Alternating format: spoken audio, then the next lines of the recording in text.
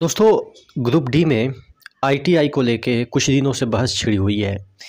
इसी दरमियान एक आरटीआई का जो है वो रिप्लाई आया है। अब चूँकि फिर भी बातें इतना ज़ोर तक पहुंच गई है कि फिर भी लोग मानने के लिए तैयार नहीं है कि आईटीआई होगा। देखिए, कुछ बच्चे बटे हुए हैं इस चक्कर में कि हम प्रदर्शन करेंगे, हल्ला करेंगे, तो हो सकता है कि कुछ उनके लिए फेवरेबल कंडीशन निकल जाए। लेकिन जो चीज़ें जग ज़ाहिर है कि ये वाला जो काम हुआ है वो आज नहीं, कल नहीं, 5 साल पहले हुआ था और उस समय भी प्रदर्शन हुए थे। उस समय सरकार की गलती थी, इस वजह से उसने विथड्रॉल किया। लेकिन इस बार चीज़ें थोड़ा सा डिफरेंट है। तमाम चीज़ों के बारे में डिस्कस करेंगे। चैनल पे नए तो सब्सक्राइब कर लीजिएगा। आज हम बात करने वाले हैं आरआरबी एनटीपीसी के बेस्ट बुक की, जो कि चक्षु प्रकाशन की है। ये बुक जो है एक कंप्लीट गाइड है, जिसमें कि आपको कंप्लीट थ्योरी के साथ चैप्टर वाइज PYQ भी दिया हुआ है। इसमें आपको 3 शॉर्ट पेपर भी दे रखे हैं। आप देख सकते हैं जिस तरीके से विषय सूची है, सभी चैप्टर को इंक्लूड किया गया है। आपको एक एक क्वेश्चन का अच्छे तरीके से व्याख्या मिल जाता है। थ्योरी की बात करते हैं तो यहाँ पे आपको एक एक चैप्टर, जैसे इंडियन इकोनॉमिक्स है, सबको अच्छे तरीके से समझाया गया है। चक्षु का रेलवे एनटीपीसी का प्रैक्टिस सेट भी आता है और रेलवे की मैथ्स, रीजनिंग और जीके की चैप्टर वाइज बुक भी आती है, जिसे लेके आप अपनी तैयारी को और भी मजबूत कर सकते हैं। नीचे डिस्क्रिप्शन बॉक्स में इन सभी बुक का लिंक दिया। देखिएगा, कुछ दिन से आपको 2-3 दिन पहले ये आरटीआई आया था, 14 तारीख को ही। हालांकि मैंने वीडियो नहीं बनाया था, चूँकि बच्चे इतना बटे हुए हैं कि अब लगता है कि अगर हम आरटीआई दिखाते हैं तो जो नॉन आरटीआई वाले हैं उनको लगता है कि हम उनके खिलाफ बोल रहे हैं। अगर कुछ ऐसा बोलते हैं कि हो सकता है कि इसमें कुछ चांसेस हो कि आप सरकार वापस ले ले, तो उन आईटीआई वाले बच्चे कहेंगे कि हमने तो 40,000 लगाया, 45,000 लगाया, आप हमारे पक्ष में नहीं बात करते। तो इस वजह से मैं इस लफड़ा में पढ़ना ही नहीं चाह रहा था। लेकिन फिर भी जो चीज़ें इन्फॉर्मेशन आती है, चूँकि मैं शेयर करता हूँ, तो मैं फैक्ट रखने की कोशिश कर रहा हूँ। देखिए, सबसे बड़ी चीज़ ये है कि जो ये आरटीआई का रिप्लाई आया है, जिसमें कि एग्जैक्टली वही पूछा गया था, what is the minimum educational qualification for level 1 east while group D for open market recruitment, revert back in detail. यानी कि जो लेवल 1 पोस्ट है उसमें एजुकेशनल क्वालिफिकेशन क्या है, उसका आंसर इन्होंने मांगा था ओपन मार्केट के रिक्रूटमेंट में।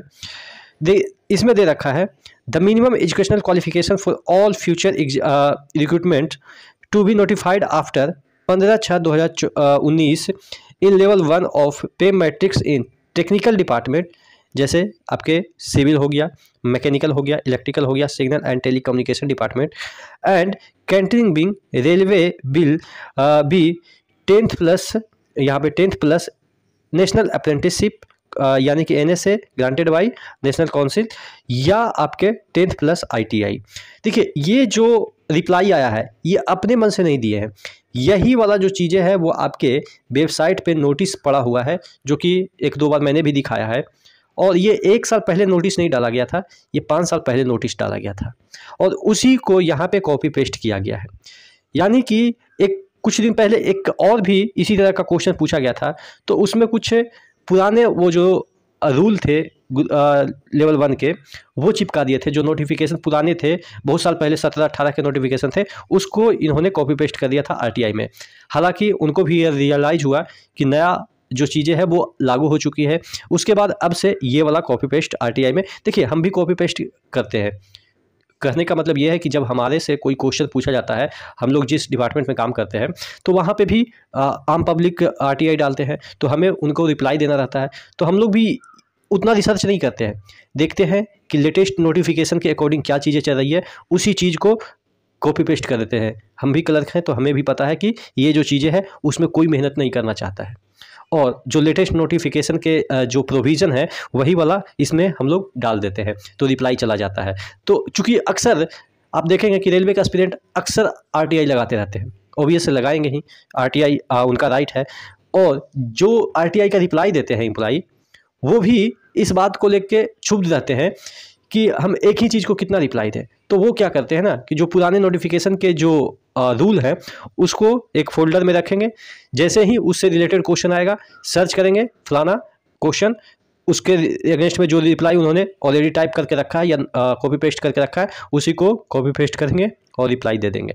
तो यानी कि अब वो भी उस तरीके से काम करते हैं। तो देखिए, इसमें मैं ये नहीं कह रहा हूँ कि कॉपी पेस्ट करना गलत है, लेकिन जो रिप्लाई है वो एग्जैक्टली सबको पता है कि ये होगा, तो कम से कम ये क्लियरेंस तो हो गया कि डिपार्टमेंट ऐसा बोल रही है, तो 100% आपके ITI जो इंजीनियरिंग डिपार्टमेंट है उसमें है।